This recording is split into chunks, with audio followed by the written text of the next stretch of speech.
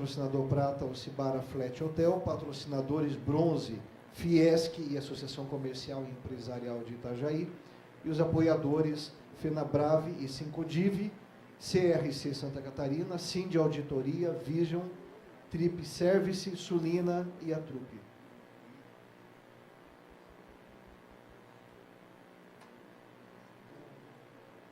O Valmir.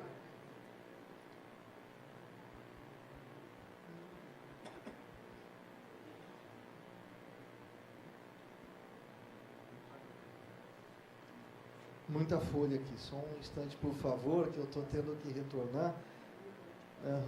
E eu convido aqui para a mesa o presidente Ater novamente e o empresário Valmir Duarte Costa, da empresa Aulavox. Ele assinará também o termo de convênio com a Rede Observatório de Controle Social. Esse rapaz é importante para o movimento, gente. O termo de cooperação com a empresa do Valmir, Aulavox, o objeto é apoiar o trabalho do OSB, oferecendo gratuitamente, mediante agendamento, o serviço de plataforma web para a utilização de salas de áudio e vídeo na realização de conferências virtuais. Na verdade, há algum tempo a gente já vem usando a plataforma da Aulavox, inclusive o preparo e organização desse evento, ele foi sempre feito. Então, antes daquilo que a gente fazia, com grande dificuldade, às vezes por Skype ou coisa parecida, já vem sendo feito há algum tempo pela Aulavox. Pessoal, a gente tem essa dificuldade, principalmente por ser uma entidade nacional. Tem gente no Pará, tem gente no Rio Grande do Sul, então, como é que se reúne? Pelo Skype, toda hora é falho.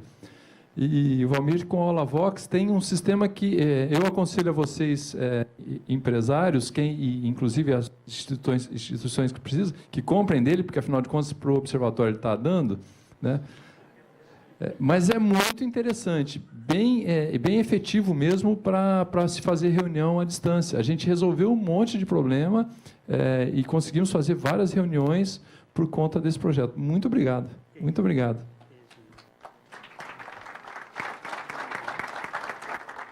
Agora, comprem, viu?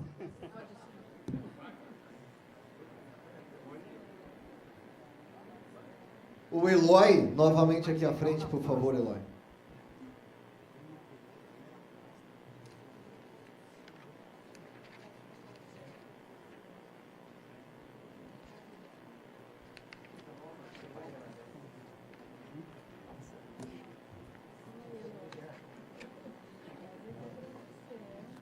Dentro dessa linha de jabá, o Cicobi,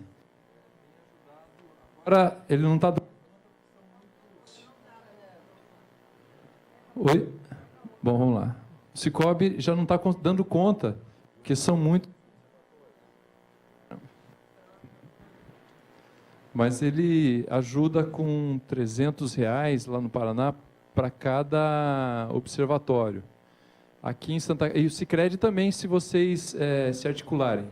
São cooperativas de crédito que pagam mais pelas aplicações. Então, assim, recomendo a vocês que vão a essas cooperativas, façam, se vocês têm aplicação, façam a aplicação e conversem com o gerente sobre o observatório, pedindo uma contrapartida. Tá? Para vocês que, e eu sei que todos os observatórios estão precisando de recursos, é um parceiro importante que vocês devem aproveitar. Então, assim, olha, estou vindo aqui, estou fazendo uma aplicação e gostaria que o Cicobi nos apoiasse aqui no nosso observatório, como apoia lá no Paraná. Tá? Mais uma dica de jabá aí, gente.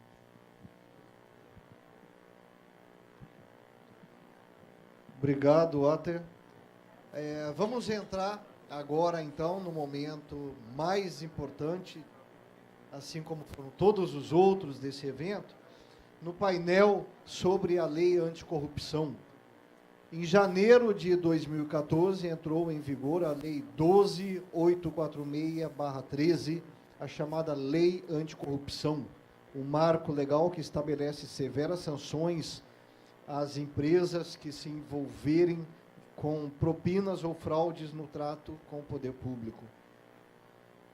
Neste momento, daremos início então ao painel Como as empresas podem prevenir a corrupção.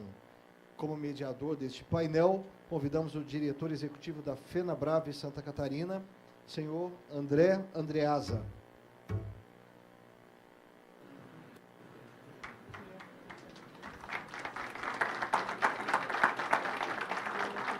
Convidamos para integrar esse painel o contador, professor e diretor da empresa Congel, o senhor José Luiz Vailate.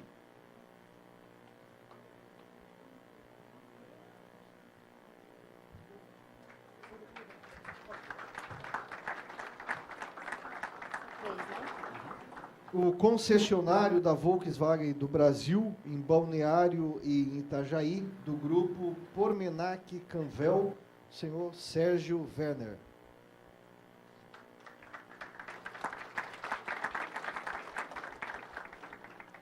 Lembramos que cada painelista terá no máximo 15 minutos para a sua apresentação e, ao final, teremos 15 minutos para as perguntas e esclarecimentos. Com a palavra, o mediador do painel, senhor... Opa! Assim que eles se sentarem, com a palavra, o mediador do painel, André Andreasa, eu retorno com o mesmo pedido feito anteriormente à mesa, para que quando falarem, nos momentos de exposição, para que ou ocupem aqui onde eu estou, ou fiquem em pé em função da transmissão que a gente está fazendo. Então, agora sim, com a palavra mediador do painel, o senhor André Andreasa. Ok, obrigado a todos. Boa tarde. Vocês não imaginam o grande prazer de a gente poder estar aqui junto, colaborando, participando desse evento que emociona qualquer cidadão de bem nesse país. Todos. E eu gostaria inicialmente de agradecer duas pessoas, o presidente do Observatório Social de Itajaí, o Paulo Sabatic, e o professor Jonas Tadeu, foram as duas pessoas que procuraram a nossa entidade, fazendo uma apresentação para a nossa diretoria de como funcionava o observatório inicialmente de Itajaí, ficamos sabendo que foi o primeiro de Santa Catarina, e depois nos apresentando todo o processo, né, a nível de Brasil, na presidência do senhor Ater Cristófoli, e que nos deixou bastante encantados com esse trabalho de todo mundo. Vou falar rapidamente o que é a FenaBrave, para quem não conhece. A FenaBrave é a Federação Nacional da Distribuição de Veículos Automotores, né, tem sede no Brasil, em São Paulo, representa 7.200 concessionários de veículos no país. Ela tem 23 regionais no país, aqui em Santa Catarina, a sede dela fica em Itajaí. Representamos aqui no estado 680 concessionários de veículos de vários segmentos: automóveis, tratores, caminhões, máquinas agrícolas, motocicletas e implementos rodoviários. Então, qualquer veículo que tenha motor e trafegue pelas nossas ruas, né, são representados pela nossa federação. Ficamos encantados, como eu já falei, pelo convite de participar desse evento a nível nacional e poder, de alguma forma, trazer alguma colaboração daquilo que a gente começou a estudar. Como todos vocês, nós também estamos engatinhando nesse processo, e como que nós estamos querendo aprender com vocês aqui nesse final de semana, o que nós já conhecemos, ou o que nós já podemos ofertar como um respaldo para o trabalho de vocês no Brasil inteiro, e entender um pouquinho o que as empresas já estão fazendo. Então, nós preparamos e convidamos o professor Vailate, que vai nos comentar alguns detalhes sobre essa lei 12.846 do ano passado, que entrou em vigor agora em 2014, chamada também de Lei Anticorrupção. Eu até vinha pensando, quando dei uma lida nessa lei, que ela, atingindo os objetivos dela, acabam-se os observatórios sociais do Brasil, né? Se não tiver corrupção, não tem por que ter mais observatório social.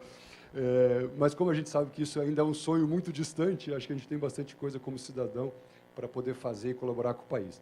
Então, sem mais delongas, eu queria chamar então o professor Vailate para que ele pudesse fazer inicialmente uma apresentação a respeito dessa nova legislação. Obrigado.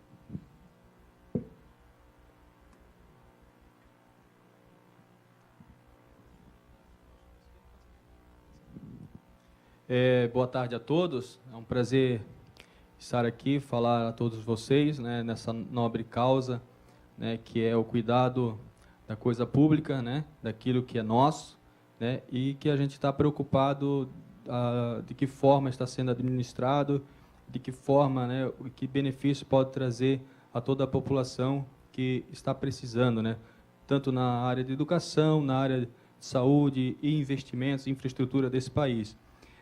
Eu vou falar um pouquinho sobre os aspectos da lei, né, um pouco mais técnico, né, mas para a gente entender um pouquinho por que ela é tão importante para nós, né, e quais são essas grandes novidades. Então, a Lei 12.846, chamada Lei Anticorrupção Empresarial.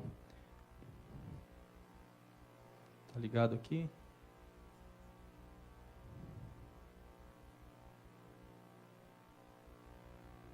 Nosso amigo lá atrás. Oi.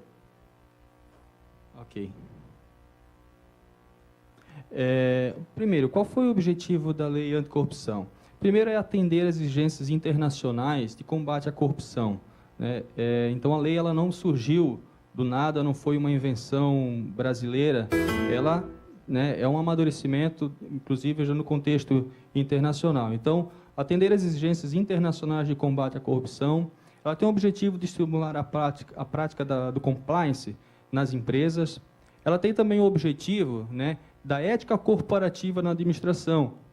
Estimula a criação de mecanismos de combate à corrupção, né, de inibir ou constatar a prática corruptiva de seus funcionários e administradores. Então, a lei que a gente percebe voltada diretamente né, às empresas. Ela tem como ponto-chave a punição às empresas, penalidade às empresas pela prática de atos de corrupção.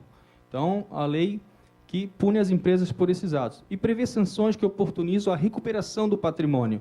Porque não só punir as empresas, mas essa lei ela procura recuperar, né, o patrimônio público que foi atingido pelos atos lesivos que... na sequência, né, então, a lei ela tem responsabilidade administrativa das pessoas jurídicas, isso é importante frisar, né, então, a responsabilidade das pessoas jurídicas pelos atos lesivos. Ela tem um precedente na Convenção Anticorrupção da Organização para a Cooperação e Desenvolvimento Econômico, de 97, diversos países assinaram essa convenção também de combate à corrupção no mercado internacional. Ela também tem normas similares, tanto nos Estados Unidos, pela prática anticorrupção dos Estados Unidos, né, a Lei Anticorrupção Americana, e também a Lei Antissuborno da Inglaterra, né, que também trata do mesmo assunto. Tratando especificamente da lei, já no seu artigo 2º, ela fala o seguinte: as pessoas jurídicas serão responsabilizadas objetivamente nos âmbitos administrativos e civil pelos atos lesivos previstos nessa lei. O que isso quer dizer? Né? Que a empresa será punida independentemente de quem praticou esse ato. Claro que a responsabilização da pessoa jurídica não exclui também a responsabilização, né, da pessoa física, da responsabilidade individual dos seus dirigentes ou administradores, ou pessoas que representaram a empresa nesses atos, né?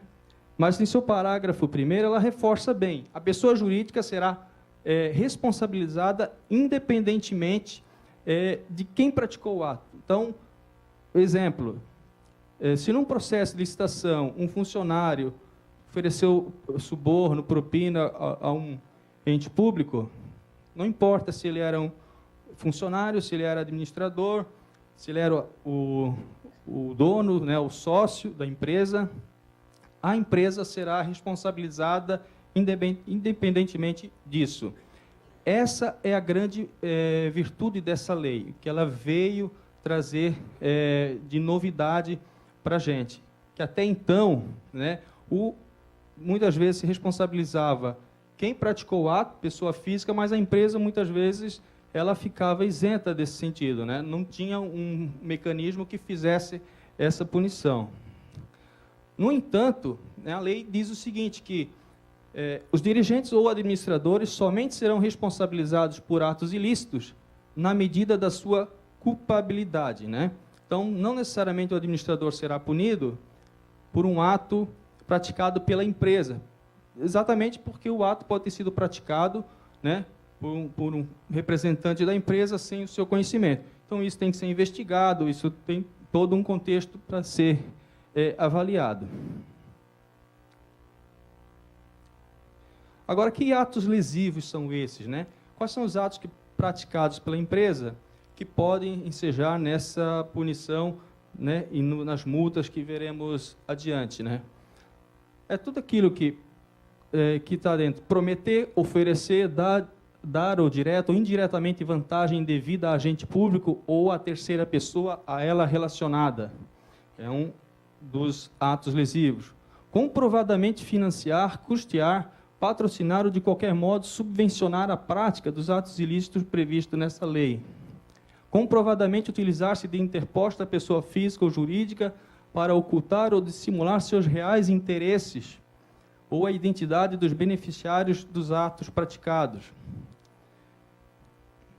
O item 4, vou pular porque ele trata diretamente de um assunto de licitações, mas o item 5, dificultar a atividade de investigação ou fiscalização de órgãos, entidades ou agentes públicos, ou intervir em sua atuação, inclusive no âmbito das agências reguladoras, né? Então, esses atos, todos praticados pela empresa, são os atos considerados lesivos, né? Então, assim, também, que a gente vai ver adiante, que o fato da empresa dificultar ou tentar ocultar atos lesivos, né, agravam ainda mais, né, a punição que a empresa pode receber nesse sentido. Só o fato de dificultar investigações já é considerado um ato lesivo, né, a essa lei. Só que o item 4, apesar de já existir a lei de licitação, ela também traz aspectos relacionados à licitação nessa lei anticorrupção. Por exemplo, alguns atos lesivos: frustrar ou fraudar mediante ajuste, combinação, qualquer outro expediente, o caráter competitivo do procedimento licitatório público, né? Impedir, perturbar ou fraudar a realização de qualquer ato de procedimento licitatório público, né? Afastar ou procurar afastar licitante por meio de fraude ou oferecimento de vantagem de qualquer tipo. Vocês vão perceber que o observatório, eu sei que trabalha diretamente em processo de licitação, de acompanhamento e verificação, que existe a lei, né, de licitação que trata também desses tópicos, mas aqui ela reforça ainda mais, né, o ato lesivo para, inclusive, punir a empresa, né? Então, nesse caso específico, né, ele traz aqui também.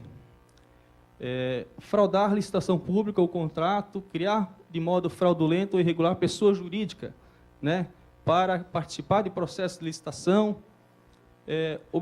obter vantagem ou benefício indevido, né, no processo de licitação, ou prorrogações de contratos celebrados, manipular ou fraudar o equilíbrio econômico dos contratos de licitação, né, isso também são atos lesivos.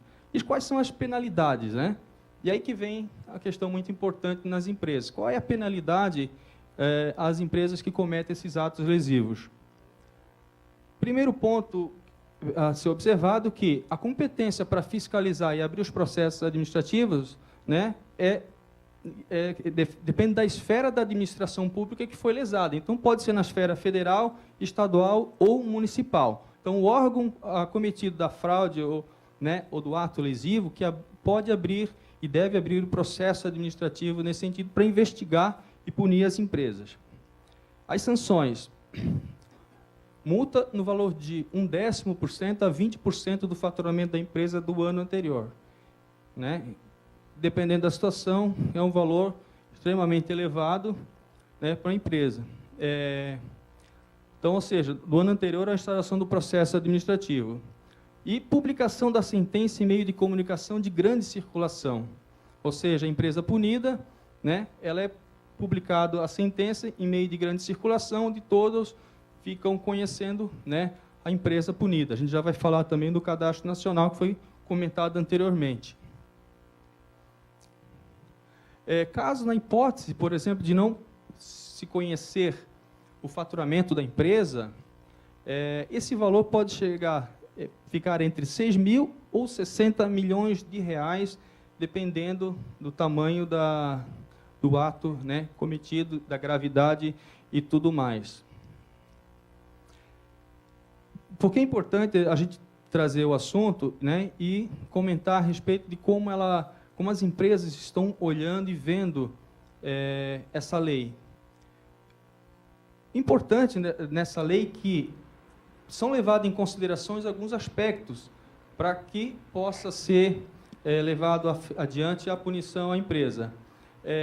Claro, primeiro, a gravidade da infração, a vantagem oferida ou pretendida pelo infrator, né? Também a consumação ou não da infração, porque muitas vezes a empresa que, no meio do processo de fraude, ela detectar que está ocorrendo essa situação, ela mesma fazer a denúncia, né? Fazer a denúncia, e isso também vão acarretar benefício para a empresa, no sentido de ela conseguiu parar com um processo. Muitas vezes, vamos imaginar numa empresa num tamanho que, né, diversos setores, você acaba não tendo o controle efetivo, mas você descobre, você para o processo, isso também é levado em consideração. O grau de lesão ou perigo de lesão, o efeito negativo produzido pela infração também,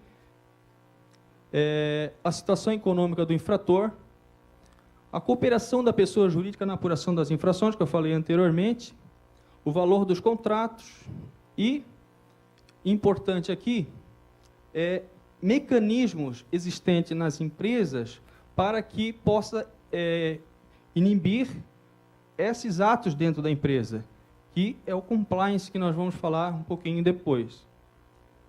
Então, a empresa que aplica tem uma aplicação de código de ética ou código de conduta dentro da empresa, ela consegue formular esse setor ou um manual de controle ou de compliance, como a gente pode chamar, ou seja, um manual de boas maneiras, né?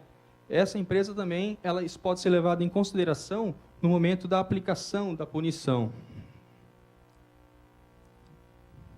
Então, acordo de leniência também está previsto na lei. O que é o acordo de leniência? É um acordo onde prevê que a empresa ela colabora com a investigação, quando houve a ocorrência de um processo de fraude, né, ou corrupção, ela admite a culpa no ilícito, ela cessa o envolvimento no ilícito. Tudo isso é levado em consideração. E alguns benefícios no acordo de leniência, que é a redução de 2/3 da multa a ser aplicada, também a isenção quanto à publicação da decisão condenatória, no caso das empresas que afirmam esse acordo de leniência com os órgãos federais, estaduais ou municipais que estão investigando o processo.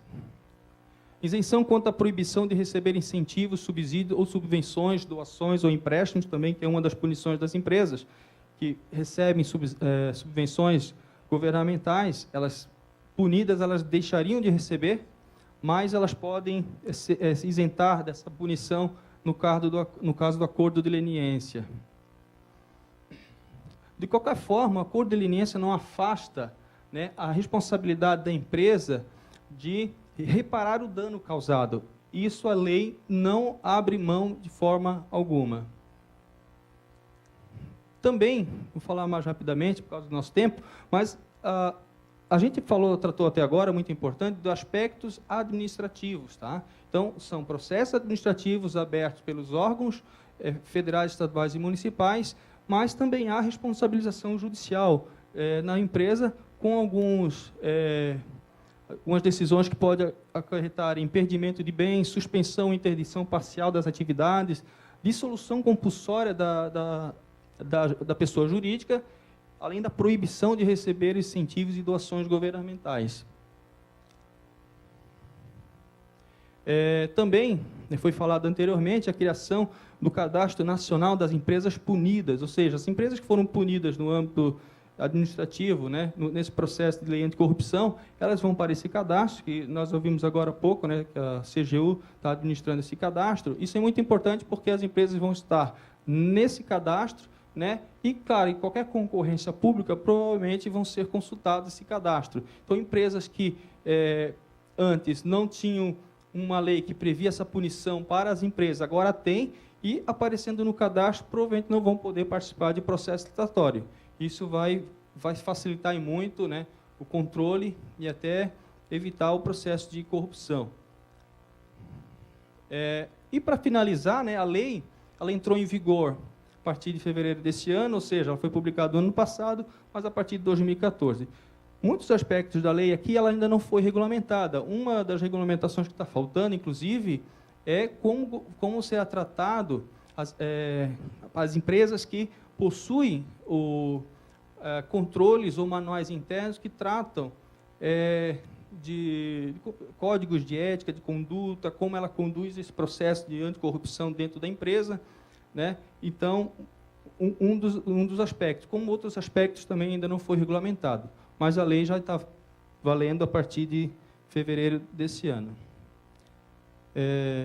Claro que o assunto é extenso, né? A gente só queria trazer uns tópicos para todos, né? Eu acho que é importante que ainda vão ter muitas novidades, eu acho, relacionadas a essa lei, mas para a gente tomar conhecimento que, como contador, né, e como responsável por muitas empresas que a gente, né, executa a contabilidade e tudo mais, né, e contador como um agente que fica entre o governo e o empresário, que paga o seu imposto, né, a gente quer ver sempre o dinheiro e o imposto que o nosso empresário paga, né, sempre muito bem aplicado, né, que a gente sabe e vê quanto dói isso no bolso dele, né, e a gente também sofre muito quando vê que esse dinheiro não é bem aplicado ou esses atos de corrupção ou desvio, né, faz com que o nosso dinheiro vá embora por outros caminhos. Então, para nós é muito importante trabalhar dentro das nossas empresas essa lei anticorrupção de modo a evitar isso, né? Eu acho que é um papel que o contador pode também estar fazendo. Muito obrigado, fico à disposição.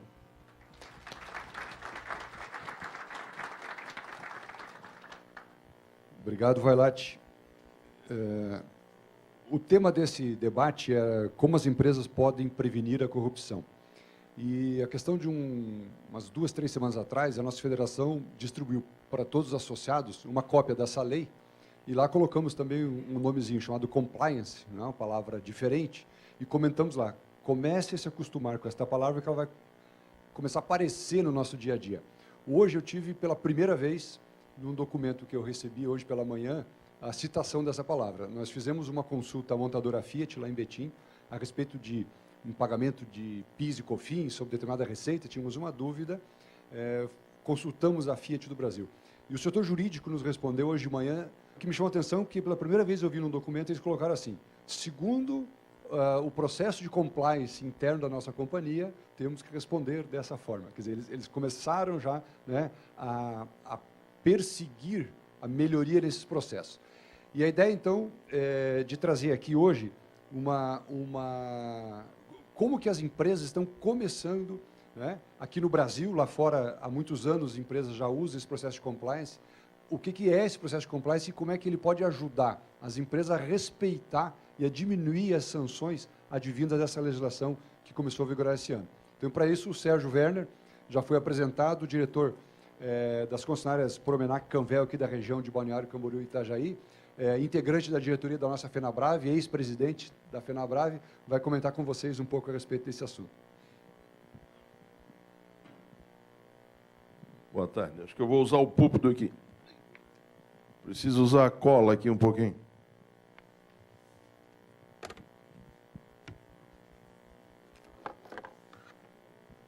Bom, em primeiro lugar, boa tarde a todos e a todas. É uma satisfação estar aqui. Para quem não sabe, o Observatório de Itajaí saiu na nossa gestão, fui vice-presidente da Associação Empresarial de Itajaí, e na nossa gestão assistimos uma palestra do pessoal de Maringá, se não me recordo, e tomamos a iniciativa lá junto com a nossa associação e mais algumas entidades da cidade de implementarmos o Observatório Social. E aí temos um carinho muito grande pelo Observatório. E umas 2 semanas atrás, acho que nessa mesma reunião, o Paulo e o Jonas estiveram lá conosco, que é o presidente e observador do Observatório Itajaí, e nos viram falar sobre o que a Volkswagen ia fazendo, sobre compliance e tal. e me pegaram. Eu não sou palestrante, estou aqui só para dar uma contribuição daquilo que a Volkswagen está fazendo e está levando para a sua rede de distribuidores. Então, eu vou começar aqui.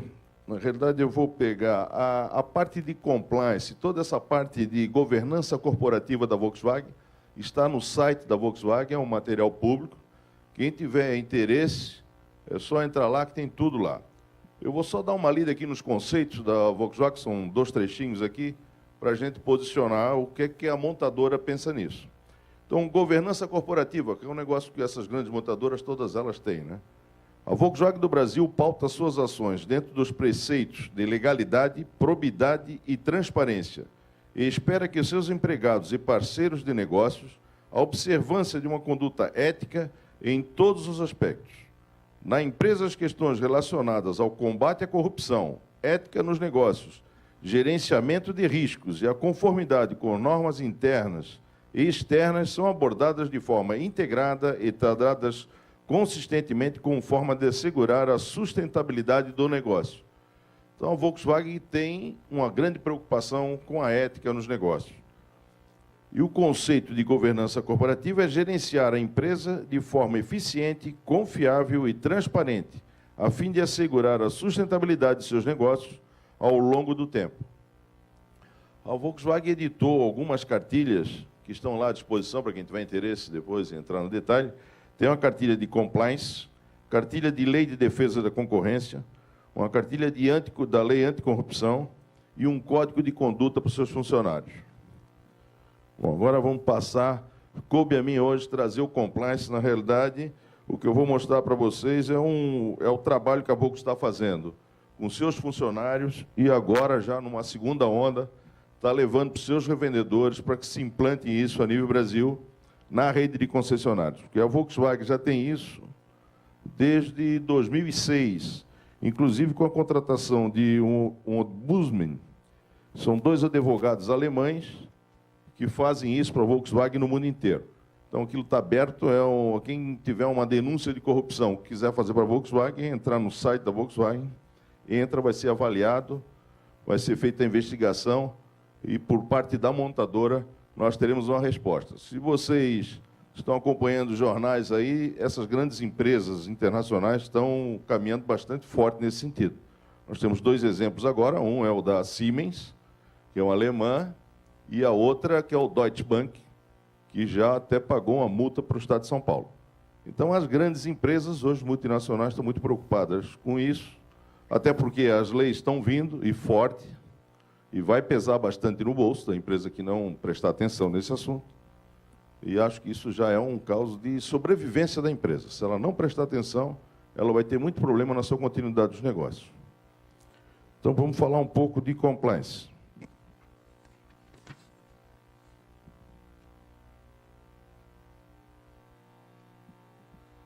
Então, ali, ó, o Volkswagen do Brasil, de acordo com as melhores práticas empresariais, publicou o seu código de conduta e criou, inclusive, uma área de governança, risco e compliance. Isso é uma área atuante, tem já... Lá tem uns palestrantes que poderiam estar aqui falando para vocês, infelizmente não puderam vir. E eu vou explicar agora compliance. Compliance, o que é compliance, na realidade?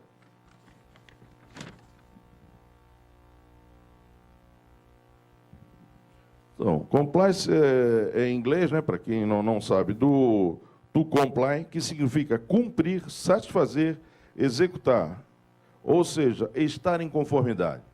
A empresa tem que estar em conformidade com tudo, com as leis, com a boa ética, com os bons costumes, porque nós temos vários problemas até de costumes dentro das empresas.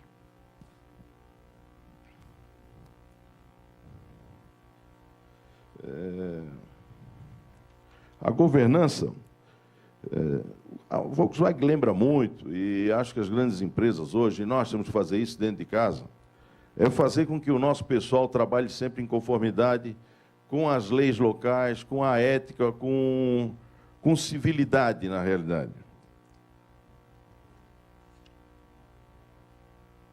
Eu vou passando aqui, tem uns quadros aqui que não tem muito interesse. Para quem tiver mais interesse, tem a cartilha toda ali, está bem explicado.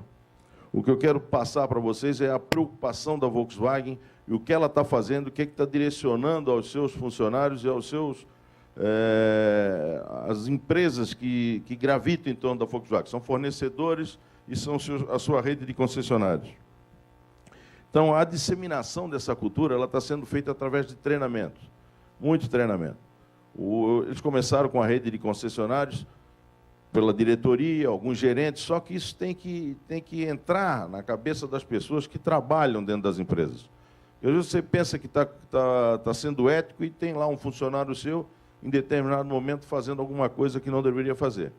Então, é um trabalho de fôlego, e como o nosso país, né, nós conhecemos as nossas raízes, eu casualmente estou lendo aí, tem um livro aí do Laurentino, que fala sobre a história do Brasil, o descobrimento, a vinda de Dom João para cá e tal.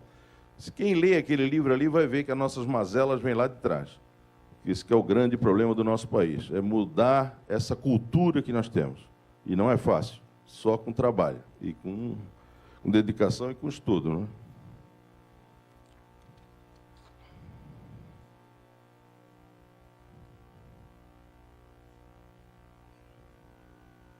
De cima está difícil para ler lá embaixo. Lembre-se, a Volkswagen não permite a seus empregados administrem ou tenham participação direta ou indireta em empresas que concorram ou tenham relações comerciais com a Volkswagen. Então, são tudo... Agora eu vou passar alguns casos de alguns itens que não se deve fazer. Não se pode e não se deve fazer quando se trabalha em uma empresa, né?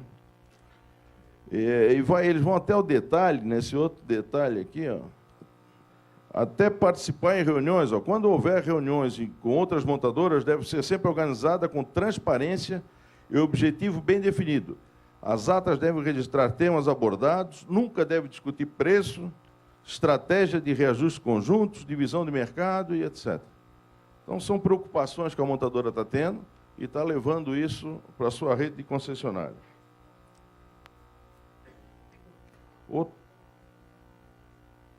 Outro assunto muito sério que a Volkswagen pensa é o desenvolver a sustentabilidade. É um desafio estritamente necessário para o futuro da Volkswagen do Brasil, dos colaboradores, da comunidade em que estamos inseridos e até mesmo do nosso planeta. Então, essa é outra preocupação que se tem com a sustentabilidade hoje em dia, que as empresas, de uma maneira geral, têm que ter. E nós, na FenaBrave, estamos tendo isso, inclusive com um convênio já com controles de risco e etc., das redes de concessionários. E aí já de todas as marcas, não mais, só Volkswagen.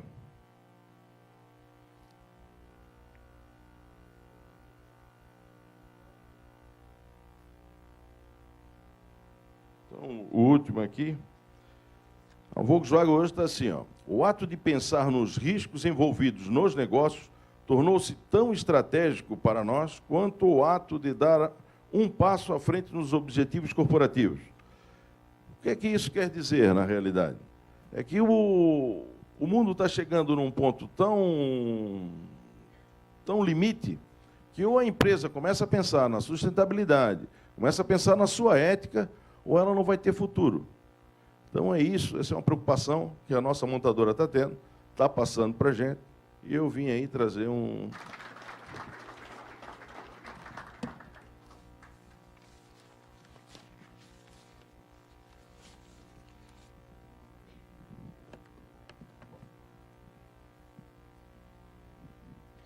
Obrigado, Sérgio. Você comentou de um ponto importante, e a ideia de trazer o exemplo de uma montadora, de uma empresa que está fazendo isso, mas simplesmente para dizer que imagina-se que todas as empresas devam seguir essa mesma linha, esse mesmo caminho, independente do seu porte, né? Trouxemos aqui uma amostra da montadora Volkswagen, pensando em transmitir isso também para a sua rede, e o Sérgio comentou uma coisa bastante importante, que eu acho que também é um dos grandes desafios dos observatórios sociais, que é a questão da publicidade, da divulgação, né?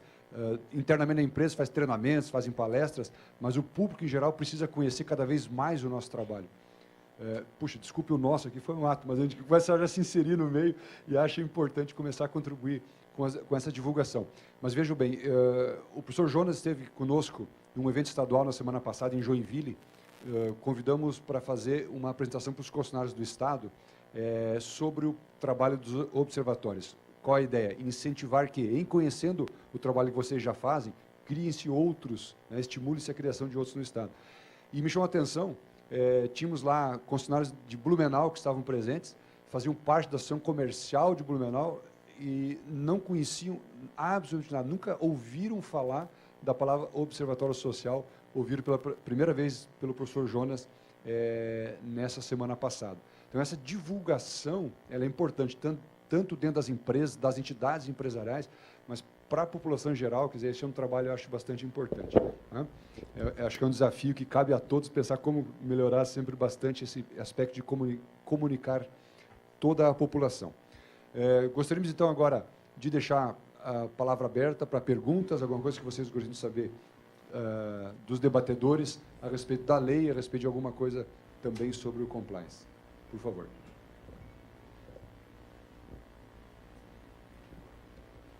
Chegando ali.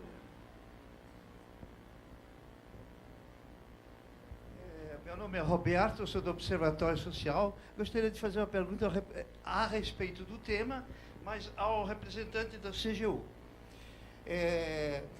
A gente vê nas prefeituras que as pessoas mal intencionadas entram pela uma segunda ou pela uma terceira vez numa licitação.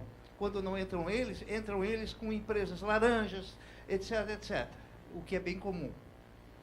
A minha pergunta é a seguinte: o que é necessário, quais são as premissas para que seja feito o cadastro de uma empresa inidônea no Cadastro Nacional?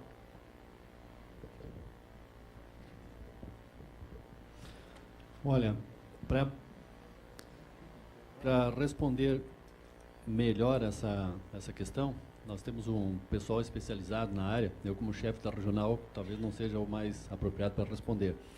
Mas fica a critério do pessoal dos municípios, no caso. Tá?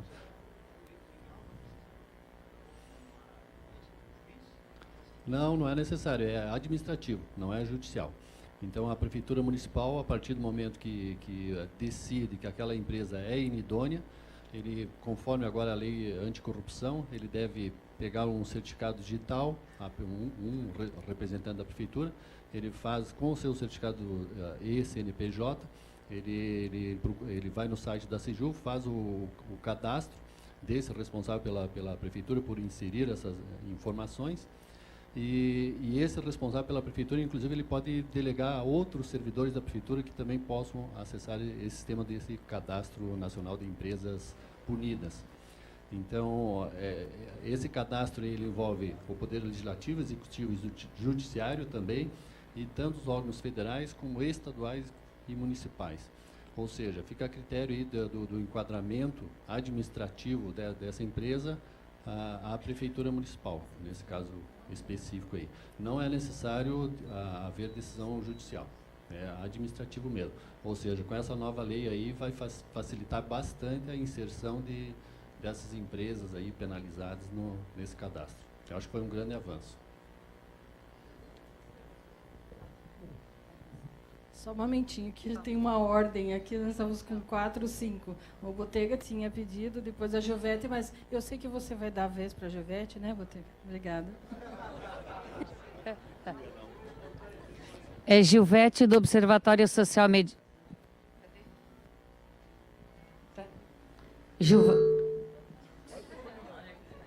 Gilvete, do Observatório Social Medianeira. A minha pergunta é a seguinte: pelo que ele acabou de dizer, a iniciativa de, digamos assim, de penalizar a empresa é da Prefeitura. E quando acontece o inverso, o acordo existe entre a Prefeitura e a empresa para levar uma parcela maior do que o preço devido. Você sabe que o acordo entre os dois existe, você não tem como provar a quem você recorre e o que você faz.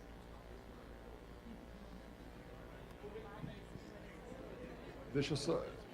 Essas perguntas acho que não é para a mesa, né? Já está entrando no tema. Não, só para fazer uma antecipação aqui. Em breve eu vou falar aqui o Tribunal de Contas sobre a atuação institucional do TCE, não só do TCE, mas do Ministério Público, dos demais órgãos de controle, e vou abordar também isto. Então, aguarde um instante, que vou abordar também isso. Todos nós, na verdade, temos uma corresponsabilidade com isso.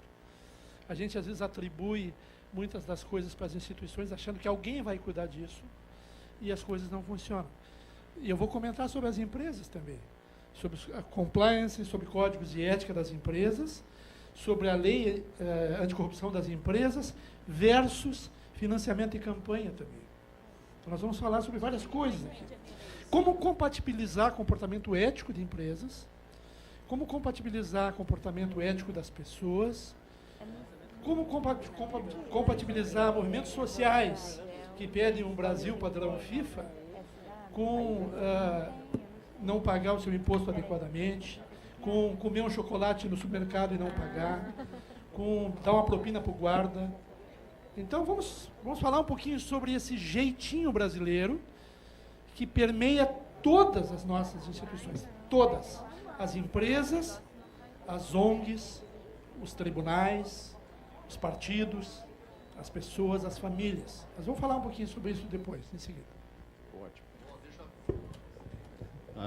A pergunta é tão boa que eu não posso deixar de perder essa oportunidade.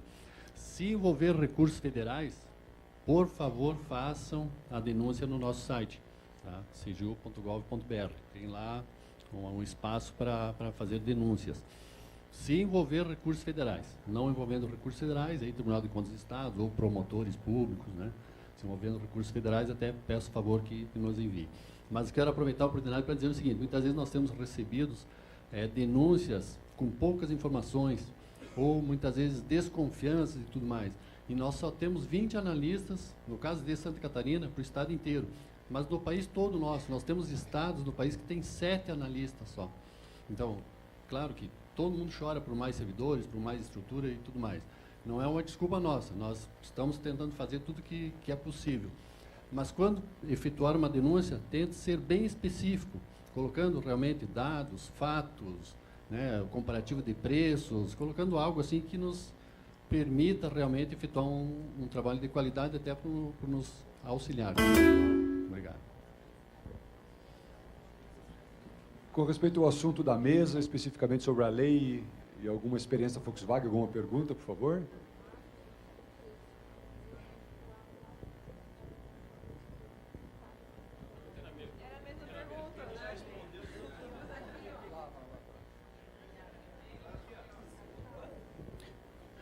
Boa tarde, meu nome é Reinaldo Quinori, sou professor da Universidade do Contestado, do programa de Mestrado Regional.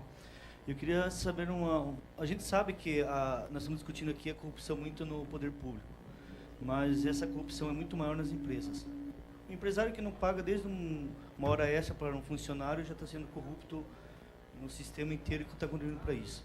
Eu queria saber do Varat ali, quando uma empresa é punida dentro dessa lei, aí ele vai pagar só 2/3, ela limpa, usa o nome dela e volta a corromper ou entrar no sistema novamente?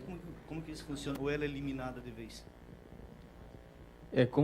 Assim, o aspecto efetivo da lei ou do funcionamento, né? A gente viu que ali 2/3 seria reduzido em 2/3, ela não seria eximida de ser publicada e tudo mais, se ela efetivamente colaborar com a investigação. Mais importante, o causado, ou seja, o valor da punição ela nunca pode ser inferior, isso está na lei, ao valor que ela causou de prejuízo para o horário público. Ou seja, ela reparou o dano, né, que ela causou, né, ela contribuiu com a investigação, né, fez o acordo de leniência com o Estado, né, então, ou seja, ela estaria apta a poder participar de todo o processo, continuar recebendo os recursos públicos e tudo mais. Obviamente, haverá a questão de uma ter anteriormente ter sido punida, ou ter, né, dentro desse processo, e aí não ser aceito, por exemplo, o acordo de leniência com essa empresa. Não ser aceito. E aí a punição ser maior, né? Então, existe esse contexto da lei.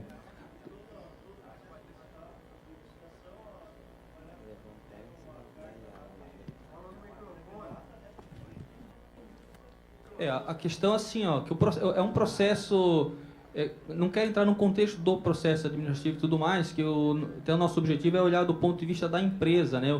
Olhar a lei e como contador e de diversas empresas, olhar como é que a empresa está vendo essa lei, né? E de que modo nós, contadores e os empresários, podem fazer com que a sua empresa ela não venha sofrer punição, às vezes até por culpa não do administrador, mas por conta de pessoas, dependendo do tamanho da empresa, né? Você ter uma área bem correta, bem controlada, um processo bem definido para evitar esse tipo de situação. Até os aspectos da lei, efetivamente, né? Eu não gostaria de entrar no mérito, mas existe a questão legal em relação à empresa que é punida, tem todo um processo administrativo. Não é um processo simples, mesmo que seja administrativo, né? Não é um processo automático, que a empresa, de uma hora para outra, ela está livre para cometer os mesmos atos. Mas eu vejo que assim, é um grande avanço, tem alguns aspectos da lei que precisam ser regulamentados, mas já é um grande avanço. Isso, tanto a FenaBrave como representa tanto os concessionários, as montadoras e tudo mais, a gente já vê já uma preocupação, porque são empresas que já estão sempre na vanguarda de tudo o que acontece, já estão preocupadas com essa situação, já a própria montadora de trazer isso para as próprias concessionárias, né? A gente está ali no meio vendo, precisa realmente colocar isso em ordem, porque para nós é bom, para o empresário isso é bom, né? E porque vai organizar melhor, vai evitar problemas, inclusive internos. Porque se há corrupção no ente público, também há corrupção nas áreas privadas. Então, inibe inclusive isso. Para nós é muito importante. Ela veio para ajudar nesse sentido. Só um pouquinho, um minuto de atenção. Gostaria de pedir para as pessoas, em respeito a todos, que evitassem as conversas paralelas. Só por uma questão de produtividade, que tem algumas pessoas que não estão conseguindo ouvir claramente. Tá ok? Obrigado. Não, a partir de 1º de fevereiro de 2014. Boa tarde. Boa tarde. Aqui. Boa tarde. Meu nome é Alessandra, sou do Observatório de Goiuerê. A respeito da lei, e a pergunta vai para o palestrante José Luiz, o questionamento é que, dentre a punição me parece ser dividida em duas questões. Primeiramente, a punição mais de caráter administrativo, que ficaria com a inserção nos cadastros das empresas, e me interessou a parte da punição a respeito da devolução aos cofres públicos da lesão causada. Me diga, a quem cumpriria, não a efetivação, porque a gente sabe que é do Poder Judiciário, mas a quem cumpriria, então, a denunciação desse tipo de crime e a quem cumpriria, então, a efetivação dessas medidas? Em relação, acho que a essa parte, nosso amigo, desculpa, o seu nome é Valtuir TCE, né, do Estado. Ele vai responder, acho que bem, essa questão. Mas, de qualquer forma, né, a denúncia provavelmente vai partir do... Isso. Só que, assim, o processo ele é administrativo, ele é aberto no âmbito da administração pública, do âmbito federal, estadual, municipal, legislativo, judiciário, né, o executivo, né, que vai, onde vai ocorrer esse processo, né? Mas a denúncia pode ocorrer de qualquer cidadão, que, inclusive, eu acho que por isso que o assunto está aqui, até do próprio observatório, né, que poderá também estar fazendo essa denúncia. Tá certo?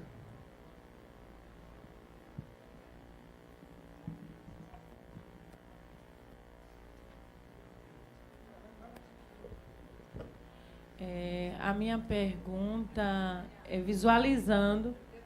Eu tenho que levantar? Boa tarde.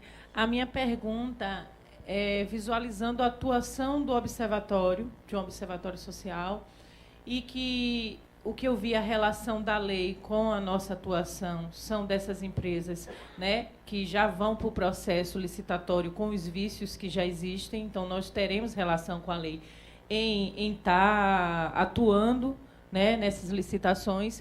Eu quero fazer uma pergunta prática em relação àquele artigo que fala do funcionário que impede a fiscalização e que licitatório desse.